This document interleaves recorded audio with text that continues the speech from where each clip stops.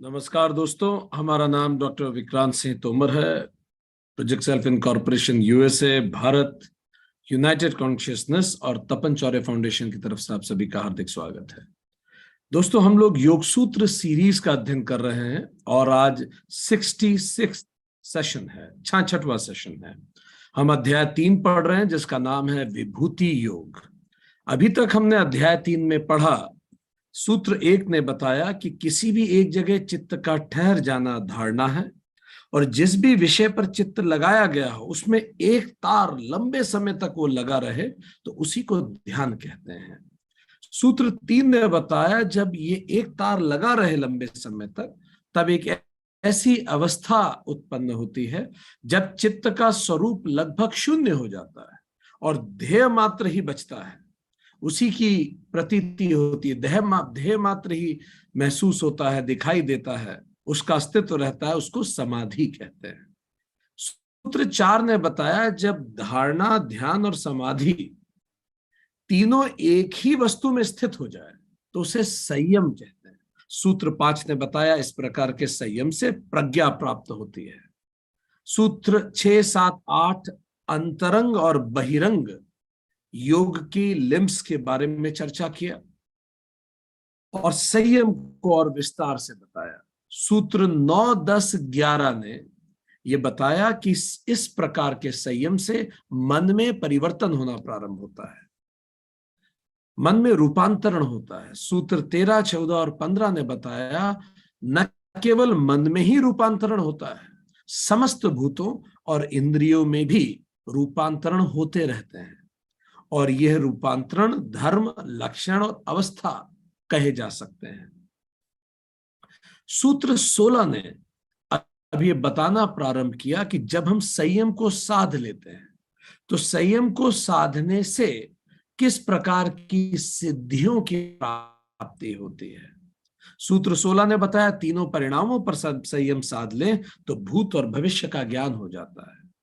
शब्द, उसके अर्थ और उसके ज्ञान, इन पर संयम साध लेने से संपूर्ण प्राणियों की वाणी का ज्ञान हो जाता है। सूत्र 18 ने बताया संस्कारों को साक्षात कर लेने से पूर्व जन्मों का ज्ञान हो जाता है। सूत्र 19 से बताया कि दूसरों की चित्त की वृत्ति पर संयम करने से उनकी चित्त की वृत्ति का ज्ञान हो जाता है। 20 ने कहा किंतु उसके चित्त के विषयों का ज्ञान नहीं हो पाता। सूत्र 21 ने बताया कि शरीर के रूप में संयम कर लेने से ग्राह्य शक्ति को रोका जा सकता है और योगी अंतर ध्यान हो जाता है। सूत्र 22 ने बताया उपक्रम सहित और उपक्रम रहित कर्मों पर संयम करने से मृत्यु का ज्ञान हो जाता है। और आज हम सूत्र 22 को ही आगे जारी रखेंगे। हमने अभी तक सूत्र 22 में पिछले सेशन में भी चर्चा की थी। उस चर्चा को हम एक क्विक रिवीजन लेंगे ताकि हम वापस उसी मनस्थिति में पहुंच सकें जिस मनस्थिति में हम पहले थे और इस सूत्र को हम समझने का प्रयास करेंगे। जैसा कि आपको अपनी स्क्रीन पे भी दिख रहा है, हमने जाना कि अविद्या से अहंकार पैदा होता है। अहंकार वासना को जन्म देता है, वासनाओं से ही कामना होती है, कामना के कारण हम कर्म करते हैं। कर्म जब भी किए जाते हैं तो कर्म फल होते हैं। उन कर्म फलों के जो भी कर्म है उनके अदृश्य परिणाम पाप और पुण्य कहलाते हैं। अगर अदृश्य अच्छे कर्मों के अदृश्य परिणाम पाप पुण्य कहलाते हैं और बुरे कर्मों के अदृश्य परिणाम पाप कहलाते हैं। ये कर्मफल अदृश्य जो होते हैं ये संचित कर्मों में संचित हो जाते हैं, कंसोलिडेटेड फंड, और इसी संचित कर्मों के एक हिस्से को जिसको हमें इस जन्म में भोगना होता है वो प्रारब्ध कर्म होते हैं। यही प्रारब्ध कर्म बीज बनते हैं और इन्हीं बीजों के कारण वासना ही तो बीज है, मूल वही हमारा आध्यात्मिक डीएनए, उससे हमारा संस्कार मन, और फिर इसी को हम जन्म संस्कार कहते हैं। और हमने पाया कि ये जन्म संस्कार तो हम हमारी यात्रा में लेके आ रहे हैं। हम सबके जन्म संस्कार बिल्कुल अलग हैं, किंतु अगर हम एक ही माता पिता की संतान हैं और तो हमारे माता पिता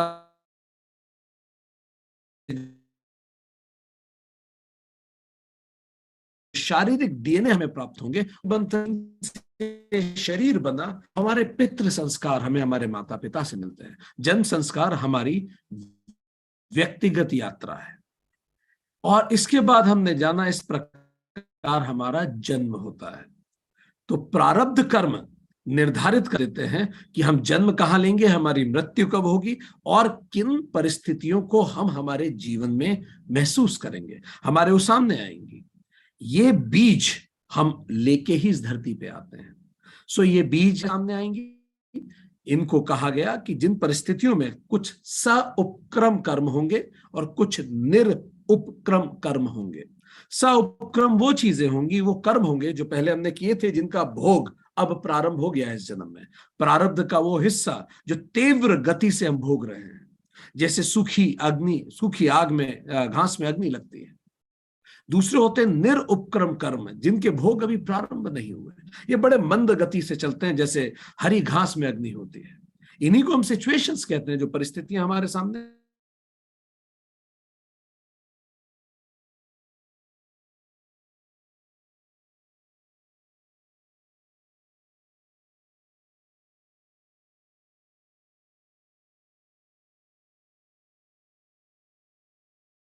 इस धरती पे आए हैं। उन सारी परिस्थितियों के थ्रू हम गुजरेंगे ताकि हम सीख सकें। ये वो परिस्थितियां हैं जो हमें खुद को जानने में मदद करेंगी, सेल्फ रियलाइजेशन करने में मदद करेंगी, जो हम में कमियां हटाने में मदद करेंगी।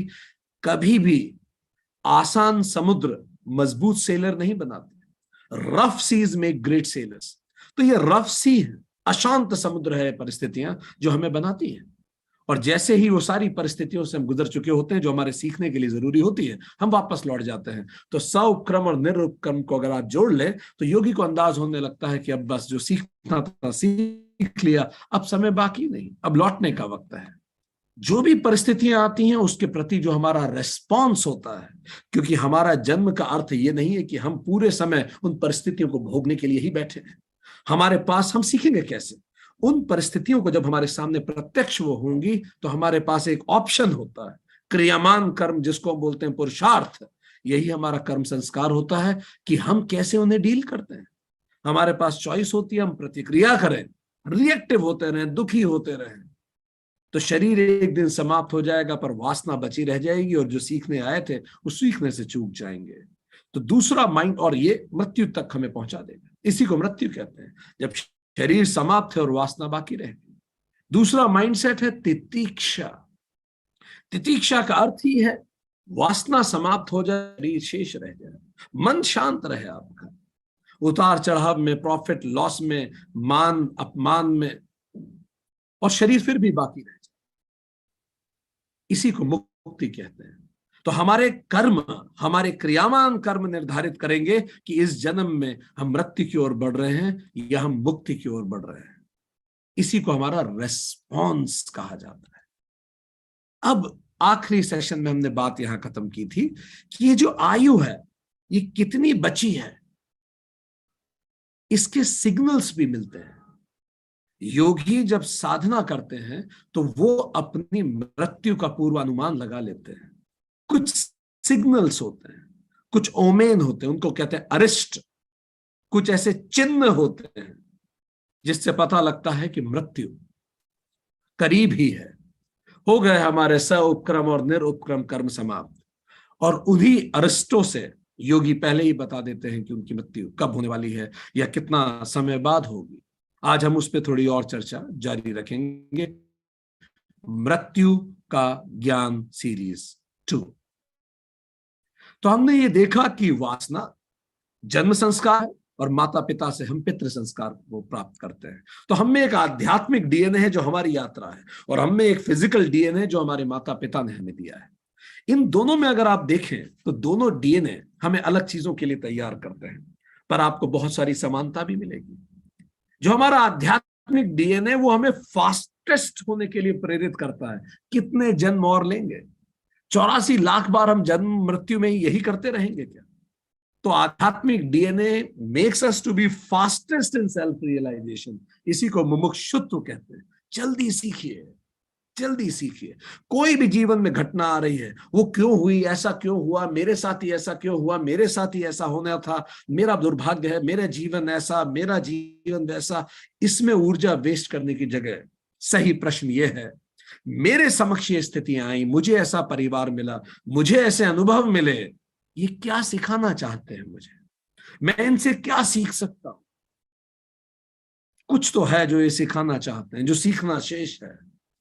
तो प्रतिक्रिया की जगह अगर हम उसको रेस्पॉन्स दें, तितिक्षा भाव से उसे देखें, तो हम फास्ट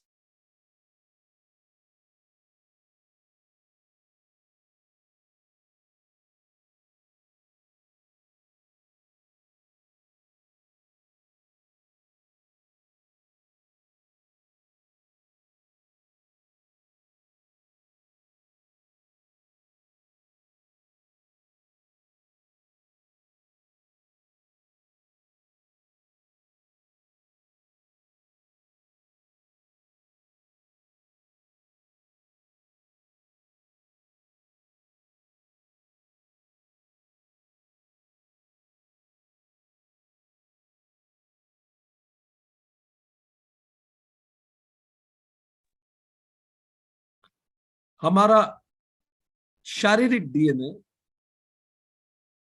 हमें फिटेस्ट, यदि हमारी आवाज आप तक पहुंच रही है, then you thumb up. Good, good, thank you very much. So I just shifted my network from one to another. No worries, we are good. So बार बार अगर आपका इंटरनेट आप अस्थिर हो रहा है, तो परेशान होने की जगह सही प्रश्न यही है कि ये मुझे क्या सिखाना चाहता है। वही हम पढ़ रहे थे। ये हमें ये सिखाना चाहता है कि दो डोंगर लेके चलिए, अलग अलग नेटवर्क आपके पास होने चाहिए और आप तुरंत स्विच करने में सक्षम होने चाहिए। तो हर परिस्थिति में प्रश्न ये ना हो कि ये क्यों आई, प्रश्न ये हो ये मुझे सिखाना क्या चाहती है, how can I equip my self, क्योंकि इसी झंझट के लिए हम पैदा नहीं हुए हैं। There is some bigger purpose of I am being here. So पर जो हमारा शारीरिक डीएनए है वो हमें फिटेस्ट बनाता है, ताकि ये इंस्ट्रूमेंट चलता रहे, ये लेबोरेटरी जो शरीर है, ये जो उपकरण है, ये स्वस्थ रहे। शारीरिक डीएनए में स्वस्थ रहता है, to be the fittest for survival. आध्यात्मिक हम डीएनए हमें सिखाता है how to master the nature. हम इस प्रकृति और प्रकृति द्वारा प्रस्तुत की गई चुनौतियों से परेशान होने के लिए नहीं आए हैं, उससे सीखने के लिए आए। Let's master the nature. जब हम उसी नेचर को मास्टर कर लेते हैं, तो वही नेचर पे हम फ्लोट करते हैं, हम इससे ऊपर उड़ जाते हैं। जबकि शारीरिक डीएनए, हमारा शरीर ने सीखा है how to adjust with nature. हमारा शरीर का तापमान आसपास के तापमान से खुद को एडजस्ट कर लेता है। हम यहां प्रकृति से एडजस्ट करने नहीं आए हैं दोस्तों, हम उसे जीतने आए हैं। हम रिश्तों में एडजस्ट करने के लिए नहीं आए हैं, हम एक ऐसी मनोदशा समझने और जानने के लिए आए हैं कि इन्हीं रिश्तों में रहते हुए, इन्हीं परिस्थितियों में रहते हुए, ये परिस्थितियां, ये रिश्ते या कोई भी चीज मुझे जरा भी परेशान न करे, मैं स्थिर रह सकूं। यह है मास्टरिंग द नेचर। पर शरीर एडजस्ट करने के लिए आया है। आध्यात्मिक डीएनए हमें एनलाइटनमेंट की तरफ लेके जाता है। शारीरिक डीएनए मुझे सर्वाइवल के लिए तैयार करता है, क्योंकि ये शरीर सर्वाइव करेगा तो ही तो मैं रिसर्च कर पाऊंगा, एक्सपेरिमेंट कर पाऊंगा। आध्यात्मिक डीएनए मेरा स्पिरिचुअल इवोल्यूशन है, फिजिकल डीएनए मेरा फिजिकल इवोल्यूशन है, मैं बंदर से इंसान बना। तो अब ये मस्तिष्क भी तो परिवर्तित होना चाहिए। जानवरों के जीवन के जो काम होते हैं, सर्वाइवल, रिप्रोडक्शन, सोना, खाना, उठना, बड़ा होना, इसके अतिरिक्त कुछ तो नया होना चाहिए। हमें बेहतर उद्देश्यों के लिए प्रेरित होना चाहिए, यही स्पिरिचुअल इवोल्यूशन है। जानवर भी घोंसले बनाते हैं, हम भी घोंसले बनाते हैं। हमारे पास भाषा, उनके पास भाषा नहीं है, पर क्या हमारे पास कुछ महान उद्देश्य हैं जीवन के लिए? वो हमें जानवरों से अलग करता है। हमारा मुमुक्षुत्व, खुद को जानने की हमारी इच्छा। कॉमन डिसेंट आप देखेंगे तो इंटरेस्टिंगली दोनों में है। स्पिरिचुअल डीएनए, कॉमन डिसेंट हमारा क्या है? हम उसी से तो डिसेंडेड है। हम सब के सूत्र, स्रोत एक है, वो है ब्रह्म। Common descent, spiritually common descent, भगवान कृष्ण गीता में बताते हैं। आत्मा एक ही होती है, एक ही आत्मा है, एक ही ब्रह्म है, हम उसी के अलग अलग पुंज हैं। और इसी तरह से साइंस भी आज ये बताता है हम सबका कॉमन डिसेंट एक ही है। हर जितनी भी स्पीशीज धरती पे हम पहले बात कर चुके हैं, उसका कॉमन पूर्वज एक ही रहे होंगे। वहीं से धीरे धीरे धीरे अलग अलग पशु पक्षी इंसान अलग अलग स्पीशीज बनना चालू हुई इस धरती पे। तो कॉमन डिसेंट फिजिकली भी है, स्पिरिचुअली भी है। स्पिरिचुअली इस हमारी जो स्पिरिचुअल डीएनए है, वो स्पिरिचुअल सिलेक्शन के लिए हमें प्रेरित करता है। स्पिरिचुअल सिलेक्शन क्या है? ये जिस घर में आप पैदा हुए हैं, ये आपका स्पिरिचुअल सिलेक्शन है। ये जो रिश्ते नाते दोस्त यार प्रेम बंधन जो भी आपके आसपास है, ये आपका स्पिरिचुअल सिलेक्शन है। हर एक व्यक्ति जो आपके जीवन में महत्वपूर्ण है, उसको आपने चुना है कुछ सिखाने के लिए। हर व्यक्ति जिसने आपको सबसे ज्यादा सुख या सबसे ज्यादा दुख दिया है, वो दोनों आपके चुनाव हैं, वो चुने हैं हमने।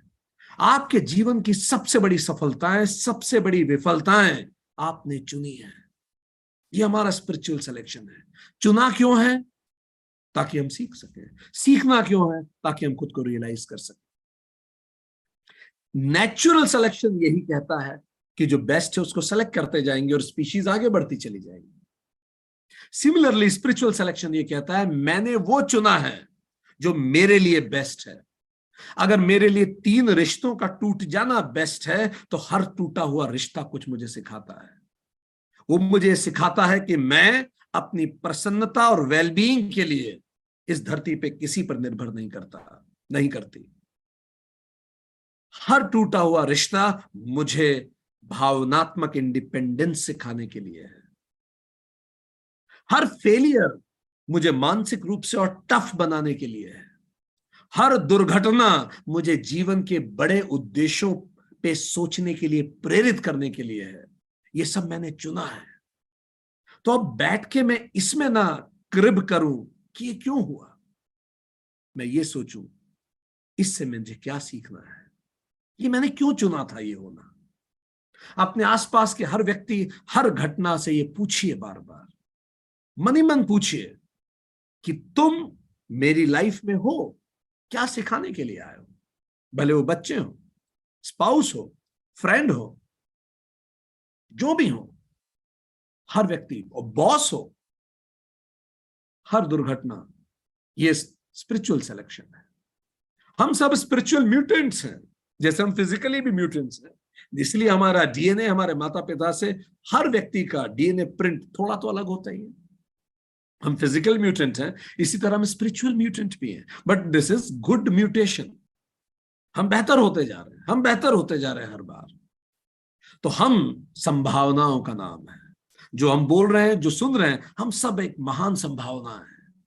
ये जन्म उन्हीं संभावनाओं की कहानी है। ये बड़ी लंबी चौड़ी यात्रा है, और जिसको आज आप ये जीवन कह रहे हैं, ये उसका एक प्लेटफॉर्म है। अभी तो इस ट्रेन बहुत सारे प्लेटफॉर्म पे रुकना बाकी है। हर प्लेटफॉर्म का नाम अलग होगा, वहां दुकानें अलग होंगी, लोग अलग होंगे, पैसेंजर अलग होंगे, ये सब बदलता चला जाएगा। अभी जिस प्लेटफॉर्म पे आप हैं उसका नाम भारत है। अगले जन्म आप किसी और प्लेटफॉर्म पे पैदा हो सकते हैं। तो किसी भी राष्ट्र से नफरत करने से पहले विचार कर लीजिए, कहीं अगली प्लेटफॉर्म वही तो नहीं है। किसी भी व्यक्ति से नफरत करने से पहले, नाराज होने से पहले, क्या पता वही आने वाले प्लेटफॉर्म पे हो। इसलिए सहृदयता सभी के प्रति, यही अद्वैत का सिद्धांत है। सबको प्रेम करें। क्रियामान कर्म, यही जन्म में अब हमारे पास पुरुषार्थ हैं, यही हमारे कर्म संस्कार हैं। हमारा रेस्पॉन्स के हमारे पास 2 ऑप्शन है, इसलिए कहते हैं लाइफ इज ए चॉइस।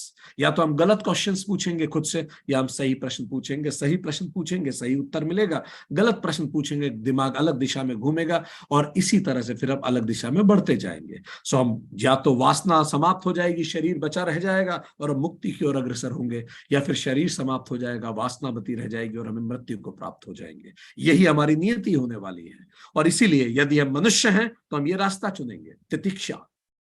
हम मानव हैं, मानव मतलब जो मनन करे, इसी से शब्द बना है, जो मनन करे कि ऐसा क्यों हुआ, क्यों मैं आया यहां। और जो मनन ना करे वो पशु है। तो हम अभी भी पशु बने रहेंगे या पशु पति की तरफ बढ़ेंगे? यही चॉइस लाइफ है, पशु होना या पशुपति होना, यही चॉइस है। और इसी चॉइस के बीच में है हमारा दर्शन। इसीलिए भगवान कृष्ण के हाथ में सुदर्शन है। सही तरीके से जीवन को पूछिए, अच्छे प्रश्न पूछिए, सही ढंग से देखिए। हम सब सुदर्शनधारी हैं, पर हम अपने सुदर्शन को भूल चुके हैं। और योग सूत्र, गीता, वेदांत वो ग्रंथ हैं जो हमें याद दिलाते हैं अपने सुदर्शन के बारे में। सो अब जब मृत्यु आ जाएगी और मुक्ति ना आए, तो मृत्यु के पहले कुछ अरिष्ट हैं जो बताते हैं कि अब जीवन शेष नहीं बचा, अब जाने का वक्त है, अब चलें, अब चलने का वक्त आ गया, और अब जीवन ज्यादा बचा नहीं है हमारे पास। वो कौन से अरिष्ट है जो ये बताते हैं कि अब जीवन बचा नहीं? तो अलग अलग सूत्र अलग अलग चीजों के बारे में चर्चा करते हैं। बहुत सारे ग्रंथ हैं जो अलग अलग चीजों के बारे में बताते हैं। तो अब गौर से सुने, क्या साइंस है कि अब जाने का वक्त आ गया, अब नई पारी शुरू करने का वक्त आ गया। तो शिव पुराण उमा संहिता में उल्लेख आता है कि जब मृत्यु को 15 दिन शेष बचते हैं मात्र, शिव पुराण उमा संहिता, जब मृत्यु को 15 दिन शेष बचते हैं, तो उस समय क्या स्थिति बनती है? जो सूर्य को जब हम देखते हैं तो उसमें बिल्कुल, किसी भी समय आप सूर्य को देखें, कभी भी देखें, तो उसमें रोशनी निकलती नहीं दिखेगी। वो आपको हर पल एक लाल रंग का गोला जैसा दिखेगा जब भी आप उसे देखें। उमा संहिता कहती है कि ये सिंबल है कि 15 दिन बाद नई पारी शुरू करने का वक्त है, एक्सपेरिमेंट फिर से शुरू करने का वक्त है, नए शरीर के साथ एक्सपेरिमेंट करने का वक्त आ चला है। दूसरा, जब हमें खुद की परछाई दिखना बंद हो जाए, योगी कहते हैं कि ये भी सिंबल है, अरिष्ट है कि 15 दिन शेष हैं अब इस एक्सपेरिमेंट को। जब हमें हमारी परछाई बिना गर्दन के दिखे, तो ये भी अरिष्ट है जो बताता है कि अब 15 दिन शेष है। शिव पुराण उमा संहिता आगे बताती है कि जब 1 महीना बचा होता है, तब कुछ इस प्रकार के अरिष्ट दिखने लगते हैं। इससे पता लगेगा कि अब 1 महीना शेष है। बॉडी के कई ऑर्गन काम करना एकदम से बंद कर देते हैं। दूसरा, मुंह पूरे समय 24 घंटे लगातार महीनों तक ड्राई रहता है, अपर पार्ट, मुंह का ऊपर वाला हिस्सा। तो ये जानकारी हो सकती है कि 1 महीना के बाद नई यात्रा शुरू होनी है। एंड उसका उल्टा हाथ, लेफ्ट हैंड, लगातार 7 से 10 दिन तक शेक होता रहता है, तो भी ये एक हिंट है, जैसा शास्त्र उल्लेखित करते हैं। जब 6 महीने शेष होते हैं, तो रात को रेनबो दिखाई देता है, कई बार अंधेरे में अचानक ही। जब व्यक्ति पानी में, उसको अपना रिफ्लेक्शन दिखना बंद हो जाता है, और कई बार कांच में भी रिफ्लेक्शन नहीं दिखता, या कई बार कांच में जब रिफ्लेक्शन दिखता है तो बहुत ही डिस्टॉर्टेड दिखता है, अपभ्रंश सा दिखता है, या केवल फ्लैश दिखता है चेहरे पे। 6 महीना का ये अरिष्ट है। टंग मोटी हो जाती है बहुत ज्यादा। दांत, जैसे जिन शास्त्रों में हम बता रहे हैं उनमें उल्लेखित है, दांत के ऊपर बहुत ग्रीसी सब्सटेंस का कोट महसूस होने लगता है, बहुत ग्रीसी सब्सटेंस इज कोटेड। मुंह, कान, आंख, टंग अचानक फ्रीज्ड हो जाता है, फ्रीज्ड अप होने लगता है। ये 6 महीने के अरिष्ट है। शरीर अचानक पीला पड़ने लगता है, चेहरा पूरा लाल हो जाता है। व्यक्ति जहां जाता है वहां गिद्ध और कौवे उसके ऊपर उड़ने लगते हैं।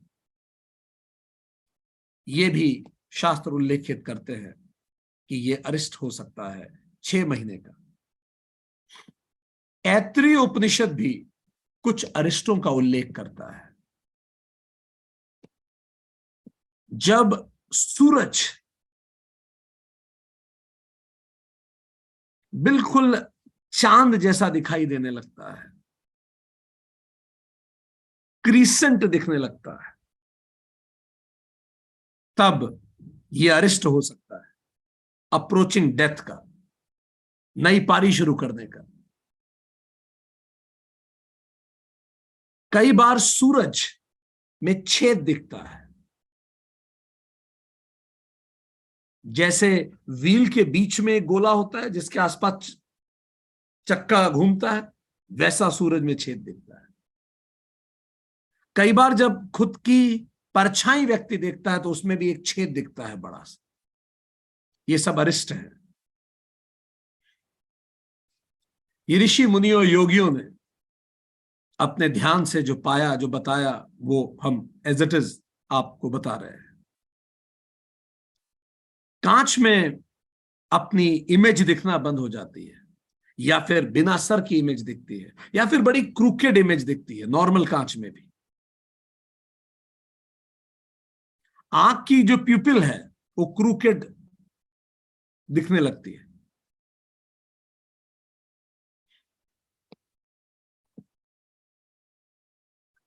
आसमान में जब कोई बिजली होती है, बिजली गिरती है, तो व्यक्ति को बिजली नहीं दिखती गिरती हुई। फायर, पूरी जो अग्नि होती है वो लाल और भगवा रंग की जगह पूरी अग्नि ही ब्लू दिखने लगती है। जैसे मोर की गर्दन होती है उस रंग की पूरी अग्नि दिखती है। क्लाउडलेस स्काई में भी बिजली गिरती हुई दिखती है। कभी बिजली गिरती है तो नहीं दिखती, और कई बार क्लाउडलेस होता है तो भी बिजली गिरती हुई दिखती है। ये सब सिंबल है कि अगली पारी शुरू करने की संभावनाएं बन रही हैं। ऐसे सपना आता है कि बहुत तेज हवाएं उड़ा के ले जा रही है कहीं, और ये सपना बार बार रिपीट होता चला जाता है। या ऐसा सपना आता है कि कोई विभत्स से दिखने वाले व्यक्ति के द्वारा उस व्यक्ति की गर्दन काटी जा रही है। या कई बार यह सपना बार बार आता है कि एक कमल का फूल व्यक्ति हाथ में लेके बढ़ता चला जा रहा है। ऐत्रेय उपनिषद इन 10 को अरिष्ट के रूप में बताते हैं। महाभारत में भी इस तरह के अरिष्टों का उल्लेख हुआ है।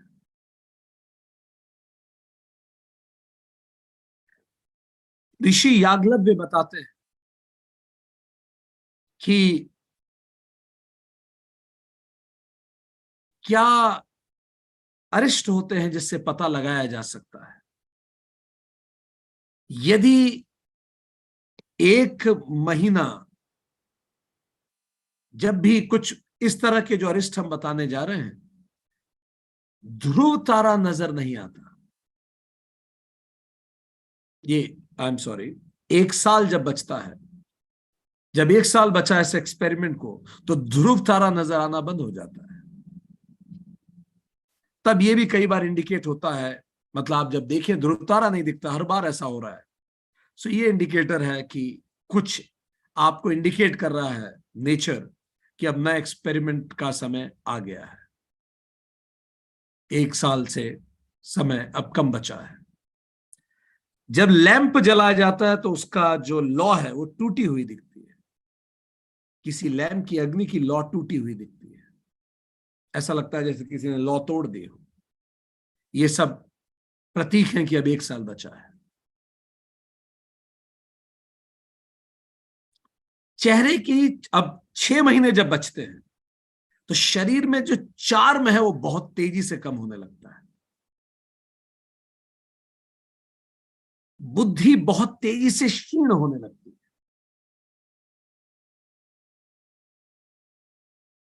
जो अंतर्मुखी है अचानक वाचाल हो जाता है।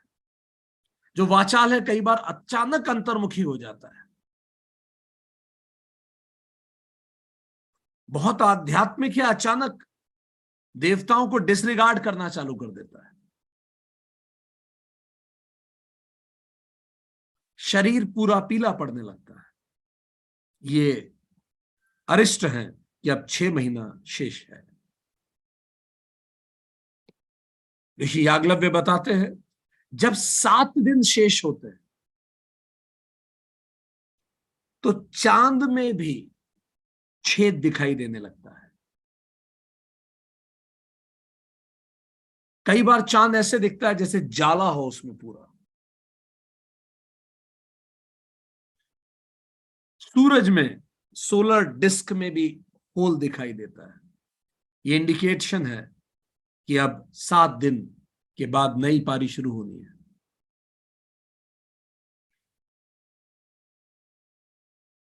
पूजा के स्थान पर गंध आना पूरी तरह से बंद हो जाती है लगातार, और कई बार वो गंध दुर्गंध जैसी आती है, सुगंध दुर्गंध महसूस होने लगती है। ये प्रतीक है कि अब 7 दिन बाकी है नई पारी कुछ प्रारंभ करने में। जब 1 दिन बाकी होता है तो ऋषि याज्ञवल्क्य कहते हैं नाक, कान, दांत, आंख, इन सब की कॉन्शियसनेस तेजी से गिरने लगती है। शरीर का तापमान तेजी से गिरने लगता है। कोई विशिष्ट कारण के बिना, किसी विशिष्ट शारीरिक कारण के बिना लेफ्ट आंख से लगातार बहुत देर तक आंसू गिरने लगते हैं। सिर के ऊपर से ऐसा प्रतीत होता है लगातार जैसे कुछ भाप ऊपर उठ रही है। ये सब प्रतीक है। ऋषि याज्ञवल्क्य ने कहा कि अब 1 दिन बाद नई पारी की शुरुआत होनी है। तो ऋषि याज्ञवल्क्य ने और हमारे शास्त्रों ने यह बताया कि क्या अरिष्ट हैं जिनसे हम ये जान सकते हैं, हमें मृत्यु का ज्ञान हो पाता है। ये जानना, मृत्यु का ज्ञान इसीलिए भी महत्वपूर्ण है क्योंकि मृत्यु के कारण ही जीवन महत्वपूर्ण है। जीवन व मृत्यु अस्तित्व रूपी नदी के ही तो 2 तट हैं। प्रतिपल मृत्यु हमें जीवन का उद्देश्य याद दिलाती है और प्रतिपल जीवन हमें मृत्यु की याद दिलाता है। जब हम इन ब्रेथ लेते हैं यही तो जीवन है, जब हम आउट ब्रेथ करते हैं यही तो मृत्यु है। इस इन ब्रेथ और आउट ब्रेथ के बीच में जो कुछ घटता है बस वही जीवन है। मृत्यु क्या है? मृत्यु वो आउट ब्रेथ है जिसके बाद इन ब्रेथ नहीं आना है, और जीवन क्या है? वो आउट ब्रेथ है जिसके बाद इन ब्रेथ आने वाली है। बस यही सीक्वेंस है। सोना रोज हमें मृत्यु की याद दिलाता है, जगना रोज हमें जीवन की उमंग जगाता है। प्रकृति बार बार अपने तरीके से इस चक्र के बारे में हमें याद दिलाती है, पर हम इतने उलझे रहते हैं कि इन सब चीजों को हम भूल जाते हैं कि हम क्यों आए, वो प्रारब्ध जो लेके हमें आया। जीवन कई तरह की आपाधापियों में जुड़ा रहता है, कई कर्तव्य कर्म होते हैं हमारे जो हमें करने होते हैं। एक देश के फौज की यह घटना है। वहां एक अधिकारी थे, सच्ची घटना है। वो बॉम्ब डिफ्यूजल स्क्वाड में थे, उनको बॉम्ब को डिफ्यूज करना होता था। जाने उस दिन विधाता को क्या मंजूर था। यह सच्ची घटना है। एक व्यस्त ट्रैफिक के क्षेत्र में एक बॉम्ब पाया गया। अपने कर्तव्य कर्म को करते हुए व्यक्ति, वो फौज का व्यक्ति, बॉम्ब को डिफ्यूज करने गया क्योंकि उसी में था। विधाता ने उस दिन कुछ और नियति रच रखी थी। वो तार जो आपस में नहीं जुड़ने चाहिए थे गलती से उनसे जुड़ गए। एक भीषण विस्फोट हुआ। वो विस्फोट इतना ताकतवर था कि उनके कमर के नीचे का हिस्सा 20 फीट दूर जाके, जब ये हुआ तो उन्हें और प्रत्यक्षदर्शियों को यह समझ में आ गया कि अब जीवन शेष नहीं बाकी। इनके मुंह से एक जोरदार चीख निकल गई और इन्होंने कहा, मुझे बचा लो, अभी बच्चे छोटे हैं। उन्होंने फिर कहा, मुझे बचा लो, अभी बच्चे छोटे हैं। और आखिरी में अपनी सारी ऊर्जाओं को समेट के उन्होंने फिर कहा, मुझे बचा लो, मेरे बच्चे छोटे हैं। और यही उनका अंतिम शब्द था। जब हमने न्यूज़पेपर में घटना पढ़ी तो हमारे मन में यह विचार आया कि सोचिए, उनके आखिरी शब्द ये नहीं थे कि मुझे बचा लो, अभी एक प्रमोशन होना बाकी है। मुझे बचा लो, अभी एक मेडल मिलना बाकी है। मुझे बचा लो, अभी मकान बनना बाकी है। मुझे बचा लो, अभी बहुत सारे काम करना बाकी है। उन्होंने कहा, मुझे बचा लो, अभी मेरे बच्चे छोटे हैं। जीवन का पिरामिड जो जीवन की आपाधापी में पूरी समय इन्वर्टेड रहता है, जैसे ही मृत्यु समक्ष होती है, अपने आप जीवन का पिरामिड संतुलित हो जाता है। First things first. अपने आप व्यक्ति को एहसास होता है सबसे महत्वपूर्ण चीज क्या थी लाइफ में। शायद बच्चे, जो उन्हें महसूस हुआ उस पल, और उनको हम कभी समय नहीं दे पाए, क्योंकि हमें लगा हम कल कर लेंगे, ये हम कल कर लेंगे, वो हम कल कर लेंगे। महाभारत में कथा होती है, युधिष्ठिर के पास एक ब्राह्मण दान मांगने आता है। युधिष्ठिर व्यस्त रहते हैं, कहते हैं कल आइएगा, कल मैं दान दूंगा, आज थोड़ा व्यस्त हूं। भीम दौड़ के जाते हैं, एक बड़ा सा घंटा बजाना चालू कर देते हैं। वो घंटा तभी बजाया जाता था जब पांडव कोई बड़ा युद्ध जीत के आते थे। युधिष्ठिर पूछते हैं भीम से कि तुमने ये घंटा क्यों बजाया? हमने तो कोई युद्ध लड़ा ही नहीं, जीतने की बात तो बहुत दूर है। तो भीम हाथ जोड़ के बोलते हैं, भ्राताश्री, आज तो आपने वो युद्ध जीता है जो आपसे पहले इतिहास में कोई राजा ना जीत सका। आप सत्यवादी हैं, आपने कभी झूठ बोला नहीं, आप धर्मराज हैं, आपने कभी झूठ बोला नहीं।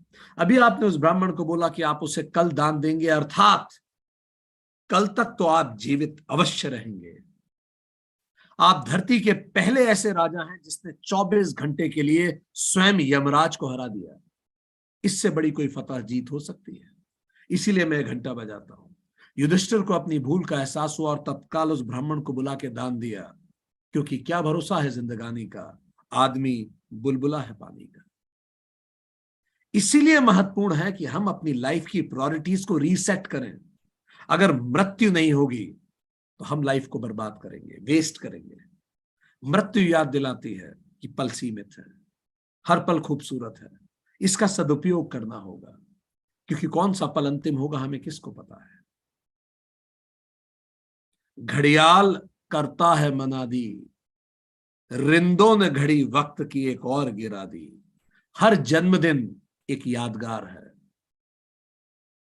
जन्मदिन बाय चांस स्थिति ऐसी बनती है कि उस दिन तो हमें सोचने का समय ही नहीं मिलता। वही दिन है जब हमें बैठ के सोचना चाहिए कि एक घड़ी और गिर गई, एक साल और कम हो गया, क्या मैंने इंप्रूव किया, क्या मैं अपने आध्यात्मिक लक्ष्यों की ओर बढ़ा हूं। अब एक साल और कम है। वो केक, वो पार्टी, वो फन अपनी जगह सही है, पर इसके लिए भी समय निकालना बहुत महत्वपूर्ण है। क्यों ना जन्मदिन की हम शुरुआत करें इस मंथन से कि एक साल और कम हो गया। Let me be fast in learning things. जल्दी से सीखना शुरू करूं, इससे पहले कि बहुत देर हो जाए, क्योंकि अंतिम पल कौन सा आएगा किसको पता है। You never know. चलिए एक छोटा सा एक्सपेरिमेंट करते हैं। आप सब अपनी आंखें बंद कीजिए, क्लोज योर आइज। गहरी सांस अंदर लीजिए, सांस बाहर छोड़िए। एक और गहरी सांस अंदर लीजिए, सांस बाहर छोड़िए। एक और गहरी सांस अंदर लीजिए और सांस बाहर छोड़िए। अब मेंटली खुद को उस पल में ले जाइए, उस मानसिक स्थिति में ले जाइए कि मानो ये पल आपकी जिंदगी का अंतिम पल हो। This is the last moment of your life. उस मानसिक स्थिति में जाइए, यह आपकी जिंदगी का अंतिम पल है। आज के बाद आप कल का सूरज और कल का सूरज आपको नहीं देखने वाला। ये पल हमारी जिंदगी का अंतिम पल है। हम कल का सूरज और कल का सूरज हमें नहीं देखने वाला।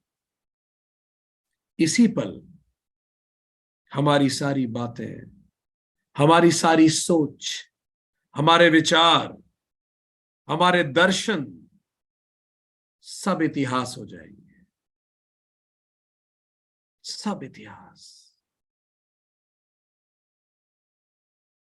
सारी अथॉरिटी, सारी रिस्पॉन्सिबिलिटीज इसी पल भस्म हो जाएगी। ये पल हमारी जिंदगी का अंतिम पल है। ये सब कुछ छोड़ के जाने का ये पल, the last moment of life, अंतिम पल। गहरा उतरिए इस पल में, इस भाव में। शिद्दत से महसूस कीजिए इस अंतिम पल को। यदि ये पल आपकी जिंदगी का अंतिम पल है, तो आप सबसे ज्यादा क्या या किसको मिस कर रहे हैं? If this is the last moment of your life, what और who are you missing the most? आप सबसे ज्यादा क्या मिस कर रहे हैं इस पल में? बने रहिए। सबसे ज्यादा किसको मिस कर रहे हैं आप इस पल? ये पल आपकी जिंदगी का अंतिम पल है। This is the last moment of your life. What और who are you missing the most?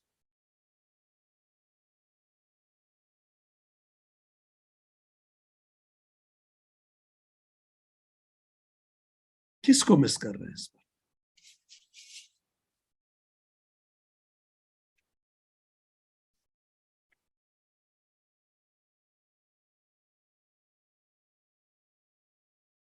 अब धीरे से अपनी आंखें खोलिए,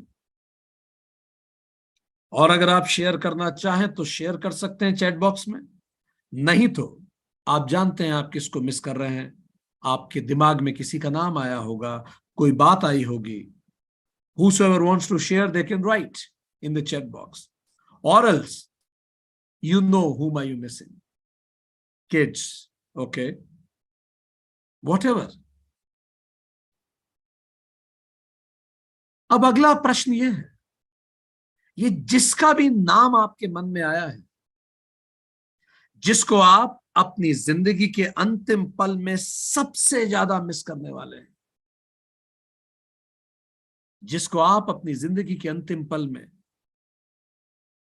सबसे ज्यादा मिस करने वाले हैं, वो कोई कार्य, कोई व्यक्ति, कोई स्थिति, कुछ भी हो। हमारा प्रश्न आपके लिए यह है,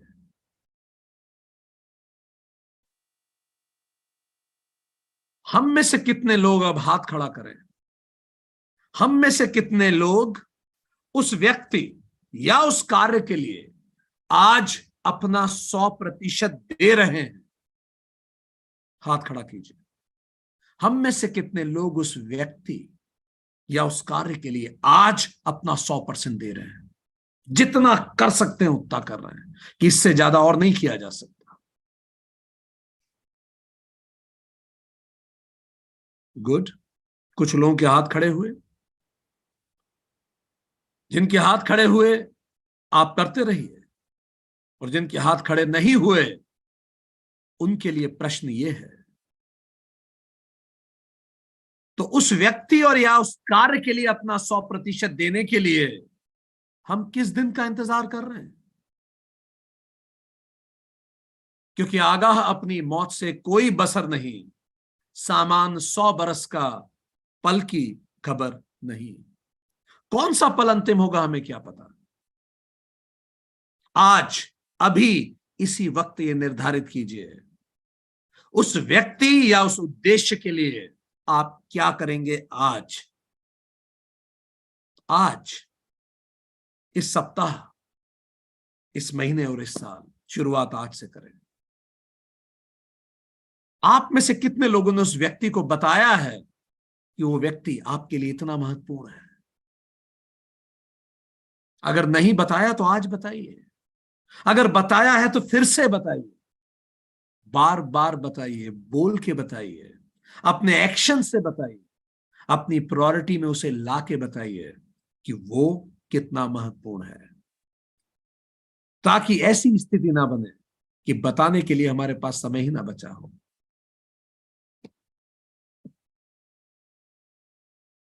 स्टीव जॉब, जो फेमस इंडस्ट्रियलिस्ट है, I was listening to him one fine day. He quoted somebody. I'm quoting that. If you live each day as if it was the last day of your life, someday you will be most certainly right. अगर आप रोज यही सोच के जिएंगे कि ये मेरी जिंदगी का अंतिम दिन है, तो एक दिन तो आप बिल्कुल सही होंगे। ये सच बात है। आज से ही मृत्यु को अपना शिक्षक बना लेते हैं, टीचर, मेंटोर बना लेते हैं। रोज ये सोच के जीते हैं कि आज अंतिम दिन है, खुल के जीते हैं, जो करना है वो सब कुछ करते हैं, इससे पहले कि लेट हो जाए, इससे पहले कि हम इस एहसास के साथ जाएं कि कुछ छूट गया। चलिए एक और प्रश्न आप सभी से पूछते हैं। यदि यह पल आपकी जिंदगी का अंतिम पल है, फिर से आंख बंद कीजिए, close your eyes, go in the same state, go in the same state. यदि यह पल आपकी जिंदगी का अंतिम पल है, आंख बंद कीजिए और उसी मनोदशा में फिर से जाएं। यदि यह पल आपका अंतिम पल है, तो हम में से कितने लोग बड़े संतुष्ट होकर इस जीवन को त्याग रहे हैं कि जो करना था किया, जो होना था हुआ, अब कुछ शेष नहीं, कोई इच्छा बाकी नहीं, कुछ करना शेष नहीं। बहुत संतुष्ट होके अपने अंदर झांक के देखिए, बिल्कुल संतुष्ट और प्रसन्न होके इस शरीर को त्याग रहे हैं। कुछ शेष नहीं, किसी की याद नहीं, कुछ करना शेष नहीं, कुछ बोलना बाकी नहीं, कोई कर्तव्य शेष नहीं, कुछ नहीं। आंखें खोलें एंड कम बैक। अब हाथ खड़ा करके बताएं, आप में से कितने लोग बहुत संतुष्टि से इस शरीर को त्याग रहे हैं, कुछ करना शेष नहीं। Perfect, perfect, perfect. कुछ लोगों ने हाथ खड़े किए हैं। अब जिन लोगों ने हाथ खड़े किए हैं, वो यही समझ के जिए कि बस त्याग ही रहे हैं, तो जीवन में अपने दखल को न्यूनतम रखें। हर वो चीज जो आपको जीवन में निवृत्ति की तरफ ले जाती है, उस पर और विचार करें और इस विचार को और गहन उतारें।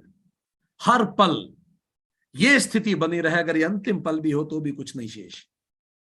और जिन्होंने हाथ खड़े नहीं किए, उनके लिए मैसेज ये है, चलिए आज से ऐसा जिए कि ये पल भी अंतिम हो तो लगे कुछ शेष नहीं बचा। उसी तरफ बढ़ना चालू करें। जिनको जो कहना है आज जाके कहें, जो करना है आज से शुरू करें। चलिए प्रारंभ करें।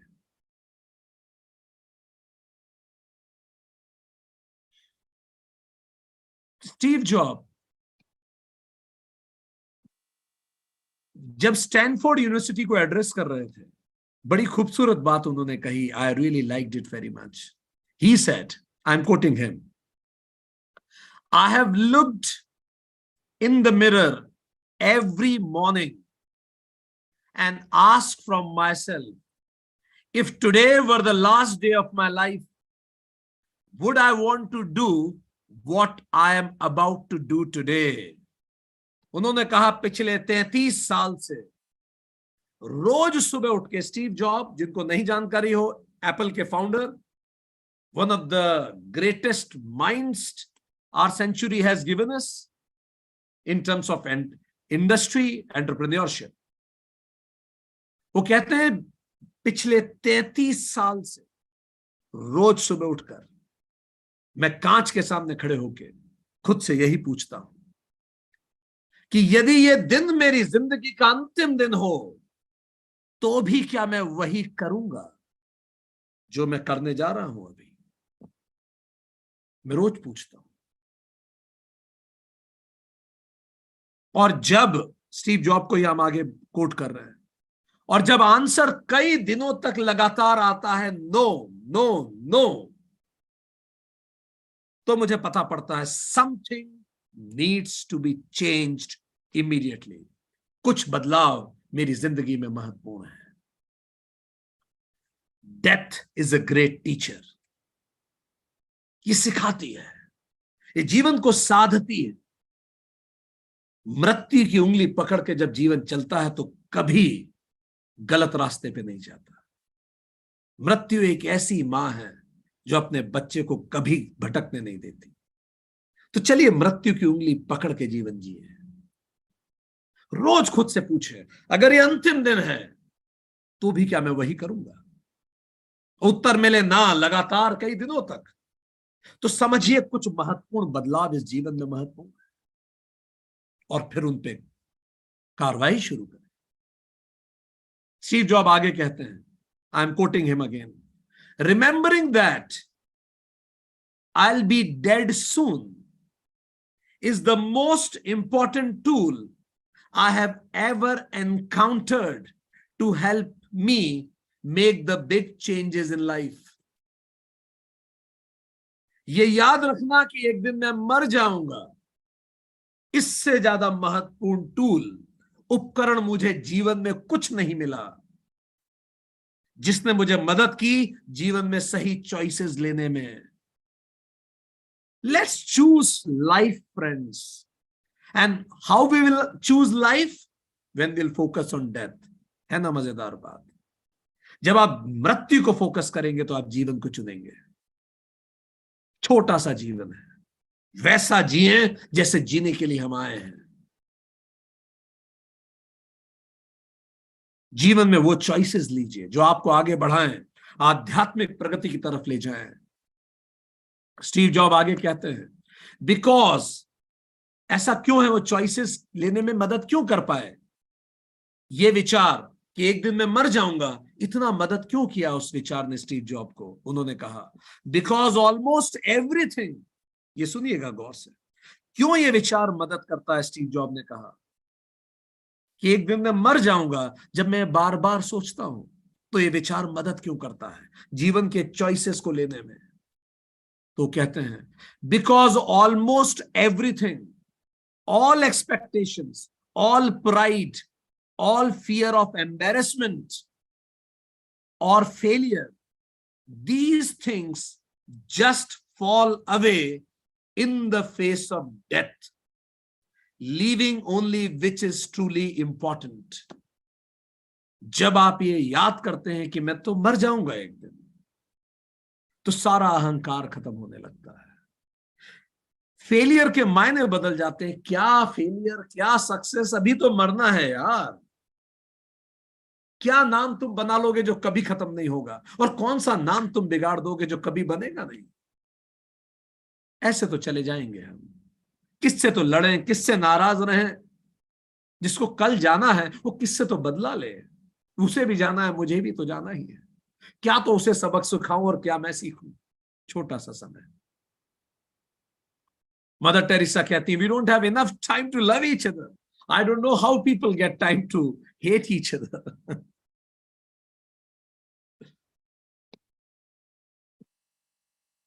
स्टीव जॉब आगे कहते हैं, it is abstracts of his speech. Remembering our death is the best way to avoid the trap of thinking you have something to lose. जब आपको मृत्यु याद रहती है तो आपको एहसास होता है खोने के लिए कुछ नहीं है भाई, जैसे आए थे वैसे चले जाएंगे, किस चीज का भय, सब छोड़ के जाएंगे। निडर होके जीने के लिए मृत्यु प्रेरित करती है, मृत्यु ही जीवन का पाठ सिखाती है। जैसे कावड़ होता है, बिल्कुल वैसे ही जीवन होना चाहिए, पीछे जीवन सामने मृत्यु। कावड़ में एक कावड़ आगे लटका होता है, एक पीछे, आगे वाला कावड़ हो मृत्यु, पीछे वाला कावड़ हो जीवन। अपने आप जीवन सुंदर चलता है, कुछ खोने के लिए नहीं। स्टीव जॉब कहते हैं, you are already naked, there is no reason not to follow your heart. कोई कारण ही नहीं है कि आप अपने दिल की ना सुने, क्योंकि हम तो चले जाएंगे कुछ दिनों बाद। क्या मतलब है, किसको क्या प्रूफ करना है आपको? क्या प्रूफ कर देंगे आप? और प्रूफ कर भी देंगे किसी को तो क्या हो जाएगा? लिसन टू योर हार्ट, अपनी अंतरात्मा की सुनिए और उस दिशा में बढ़िए जिस दिशा के लिए आप आए हैं। अंतरात्मा आपको सही दिशा में ही ले जाएगी। हम हमेशा कहते हैं दोस्तों, death is the biggest ego buster. इससे बड़ा ईगो बस्टर कोई सा नहीं है। जिंदगी जो मृत्यु की उंगली थाम के चलती है, बहुत खूबसूरत होती है। Steve job said, death is the life change agent, वो जीवन को बदल देती है। हम पहले भी आपको बता चुके हैं कि इस व्यक्ति ने जब डायनामाइट का आविष्कार किया, बहुत अरबपति हो गया, क्योंकि इस व्यक्ति के पास सारा डायनामाइट का पेटेंट था। 20 साल तक दुनिया में जहां भी डायनामाइट यूज होगा, इसको पैसा मिलता था उसका। अरबपति खरबपति ये हो गया, क्योंकि दुनिया में कंस्ट्रक्शन इतना हो रहा था। एक दिन पेपर में खबर छपी कि अल्फ्रेड नाम का एक व्यक्ति एक्चुअली मारा गया। तो पेपर वालों को यह लगा, मीडिया को लगा कि अल्फ्रेड यही व्यक्ति है जिस व्यक्ति की हम बात बता रहे हैं। तो पेपर में छपा, मृत्यु का मसीहा आज खुद मृत्यु का ग्रास बन गया। तो जब सुबह उठ के अल्फ्रेड ने ये पेपर पढ़ा तो चकित हो गया। उसे लगा कि यार, क्या दुनिया मुझे ऐसे याद रखेगी? आज अगर मैं मर गया होता तो ऐसे याद रखती दुनिया मुझे कि मैंने डायनामाइट का आविष्कार किया। डायनामाइट से बहुत सारे लोग मर जाते हैं जब ब्लास्ट होता है, तो क्या दुनिया मुझे मृत्यु का मसीहा से याद रखेगी? उस पल उसके जीवन पे बदलाव आ गया। Death is a life change agent. उस समय फिर उसने नोबल फाउंडेशन का नींव रखी कि मैं ऐसे याद नहीं रखवाना चाहूंगा खुद को। डॉक्टर अल्फ्रेड नोबल ने अपना बहुत बड़ी संपत्ति देके नोबल फाउंडेशन की स्थापना की, जो दुनिया में विकास के लिए प्राइज देगी, नोबल प्राइज, जो दुनिया के सबसे बड़े प्राइज बने। Death teaches us. Steve job को जब कैंसर डिटेक्ट हुआ, खुद बताते हैं, उस कैंसर के बेड पे लेटे हुए मेरा पूरा जीवन बदल गया। मुझे याद आया मैंने क्या क्या नहीं किया। मैंने अपनी हॉबीज परस्यू नहीं की, मैंने अपने बच्चों के साथ समय नहीं बिताया, उन्हें वो सब नहीं कहा जो मैं कहना चाहता था। मुझे लगा था जीवन पड़ा है। मैंने अपनी माता जी, या हम अपने लिए बात कर रहे हैं, अपने माता पिता, जो भी प्रेमी बंधु आसपास हैं, उनके लिए जो करना है वो मैंने नहीं किया अभी तक। कब करूंगा? आज शुरू करें। मेरे देश समाज दुनिया के लिए जो करना है, कब करूंगा? आज कर शुरू करें। जिंदगी की रफ्तार, जिंदगी को रफ्तार देती है मृत्यु, दिशा देती है मृत्यु। Because your time is limited, so don't waste it. Steve Jobs says, your time is limited, so don't waste it. Living somebody else's life, किसी और के जीवन, किसी और के सपनों के पीछे भागना बंद करें। Follow your own heart and intuition. Unquote. क्योंकि दोस्तों, यह हमारा अंतिम मौका है। ये हमारा अंतिम मौका है हम होने का। अगर हम फिर से जन्म लेके आ भी गए तो हम कोई और होंगे, कुछ और कहानी होगी, कुछ और किरदार होंगे। इसलिए चलिए जी भर के जीते हैं। अटल बिहारी वाजपेयी कहते थे, मैं जी भर जिया, मैं मन से मरूं, फिर लौट के आऊंगा, कूच से क्यों डरूं। सो जी भर के लिए जीते हैं अपने। अगर आपके पास पेन हो तो पेन उठाएं और एक छोटी सी एक्सरसाइज हम आपको करवा रहे हैं, वो करें। पेन उठाएं और आपको अपना डेथ नोट लिखना है। डेथ नोट का मतलब ये कि भारत में परंपरा है, हर देश में होती है, हर सभ्यता में है, जब व्यक्ति समाप्त हो जाता है तो उसके बारे में कुछ पढ़ा जाता है, ये कौन था, इसका जीवन क्या था। चलिए, you need to write a letter या नोट। जब आपकी मृत्यु होगी तो आपके बारे में क्या पढ़ा जा रहा है। ये आपका शव है और वहां पढ़ा जा रहा है ये व्यक्ति कौन था। आपके शव पर क्या पढ़ा जाएगा, आपके बारे में क्या बोला जाएगा। जो लोग, जिन लोगों को मौका मिला है शमशान जाने का, वो जानते हैं शमशान में चिता को अग्नि देने के बाद सभी लोग एक साथ इकट्ठे होते हैं और बताते हैं कि वो व्यक्ति कौन था। चलिए लिखिए, सोचना नहीं है, लिखिए क्या पढ़ा जा रहा है आपके बारे में, लिखिए। यदि ये पल आपकी मृत्यु हो जाए, यदि इस पल हमारी मृत्यु हो जाए, अगर ये पल हमारा अंतिम पल हो और हम समाप्त हो गए, तो क्या बोला जाएगा आपके बारे में, कौन थे आप, लिखिए। क्या आपका योगदान था। आप हुए तो क्या हो गया, आप ना होते तो क्या ना होता, आप क्यों हुए।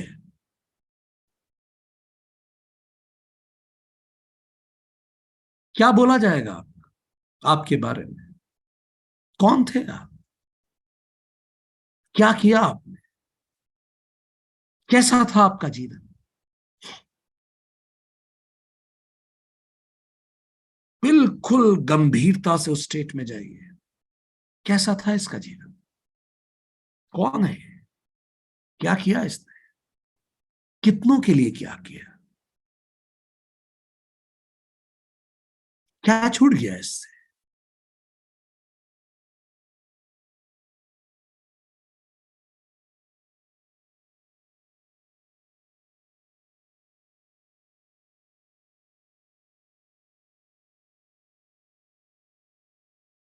लिखिए, लिखिए अपने बारे में।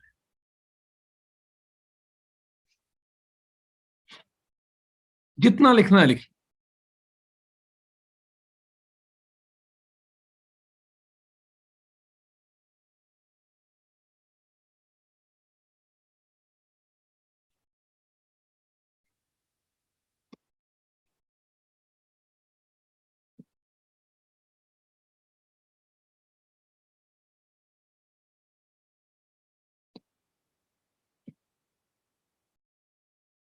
परफेक्ट।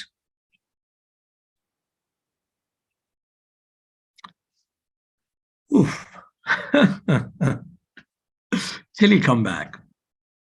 ये एक्टिविटी हमने जहां भी करवाई दुनिया में, ज्यादा से ज्यादा जो लोग लिख पाए वो आधा पेज था। कई लोग 2 लाइन लिख पाए, कई लोग 1 लाइन लिख पाए, कई लोगों ने 1 पेज भी लिखा, कई लोग एक शब्द भी नहीं लिख पाए, कुछ नहीं लिख पाए, कई लोग ब्लैंक हो गए। क्या लिखे, कौन थे हम, क्या किया हमने। हर पल हर दिन हमारे पास मौका है उस अंतिम वाक्य को लिखने का।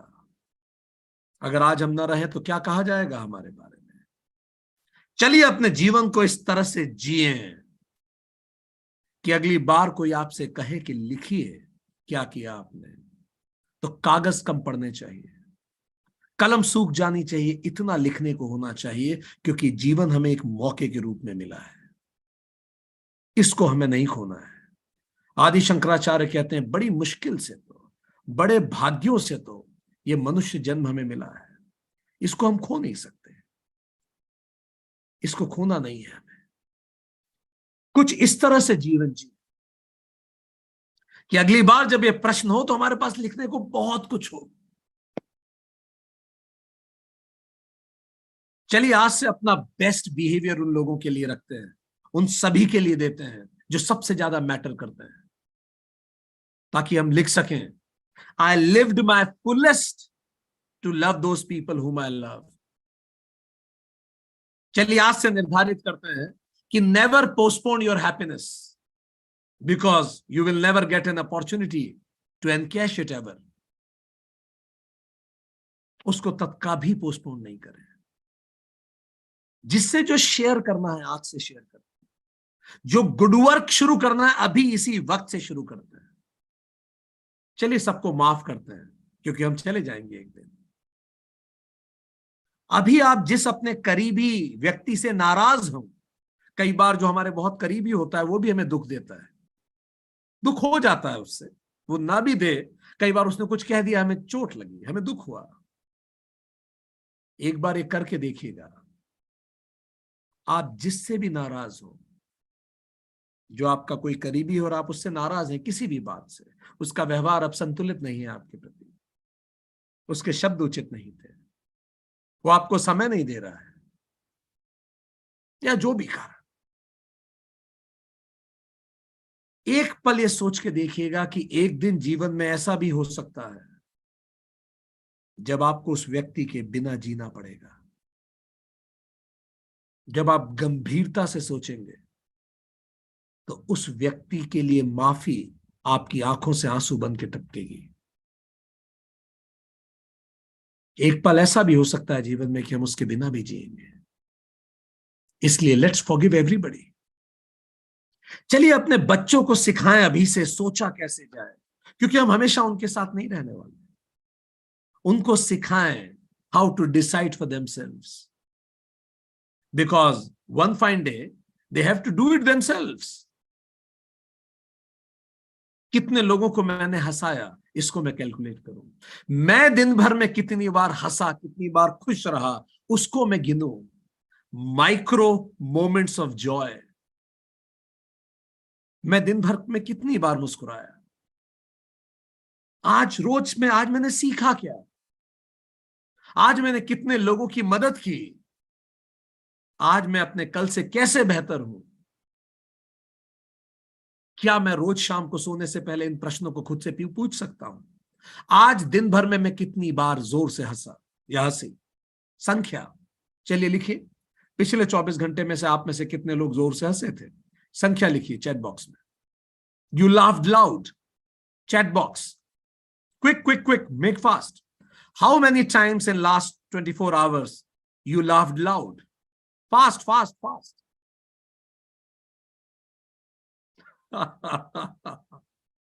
Good good good, nice nice nice nice nice, good.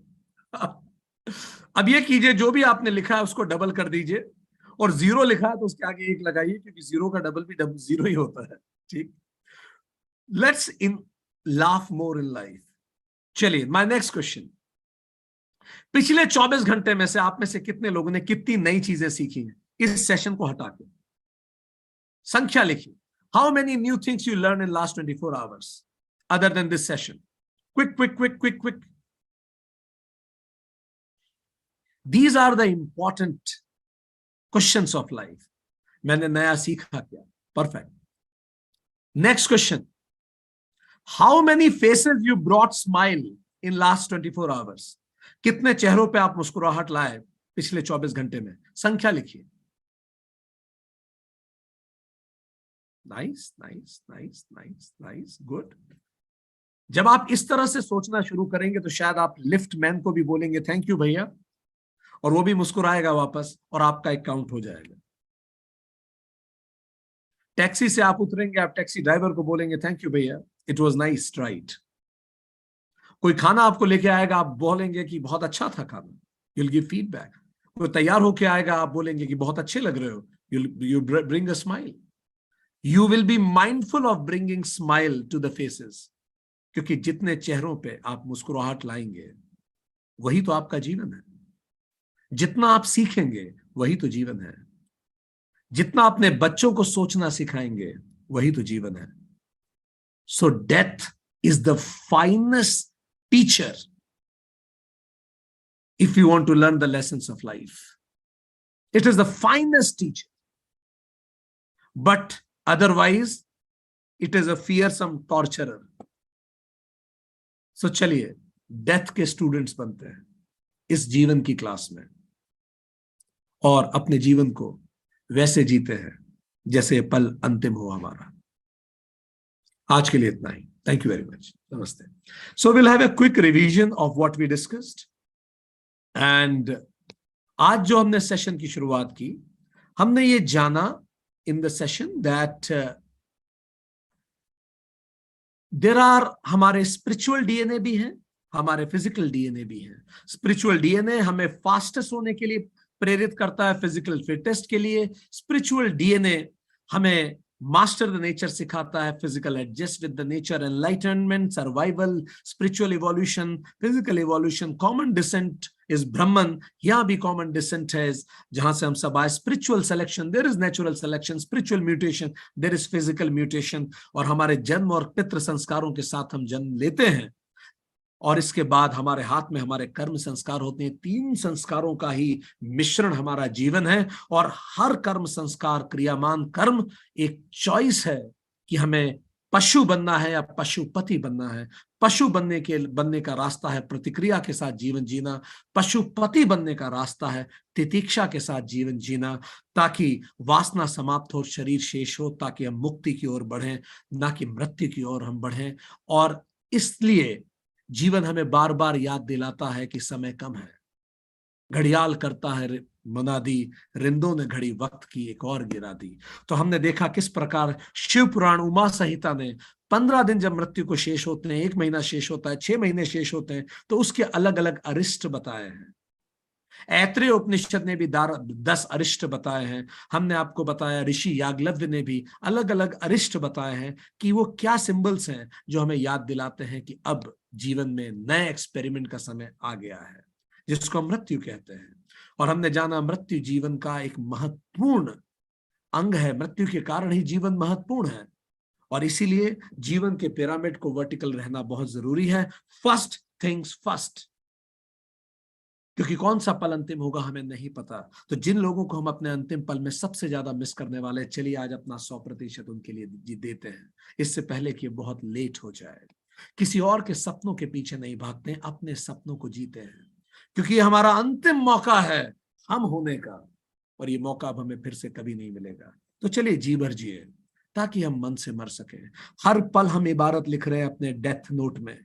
हर पल चॉइस है कि जब मैं इस दुनिया से चला जाऊंगा तो मेरे बारे में क्या बोला जाएगा, क्या लिखा जाएगा। उससे मुझे फर्क पड़ता हो या ना भी पड़ता हो, कम से कम मैं ऐसा करके तो जाऊं कि मेरे बारे में जो भी कहा जाए वो किसी दूसरे को प्रेरित करे। Death is the finest teacher. चलिए मृत्यु की उंगली पकड़ के जीवन को आगे बढ़ाते हैं। अपना बेस्ट बिहेवियर, बेस्ट क्रॉकरी उन लोगों के लिए रखते हैं, उन लोगों को दिखाते हैं, प्रदर्शित करते हैं जो सच में मैटर करते हैं लाइफ में।